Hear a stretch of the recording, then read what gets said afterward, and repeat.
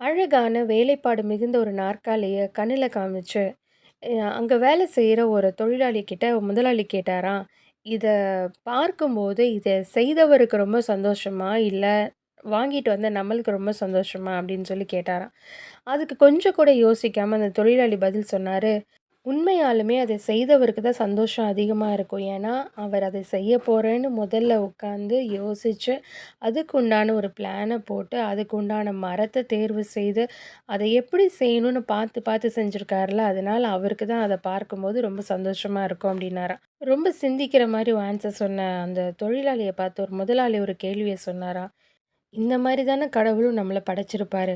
ஆனா, நம்ம செய்ற வேலைகள்ல, நம்ம செய்ற செயல்கள்ல அவரு சந்தோஷப்படுறாரா?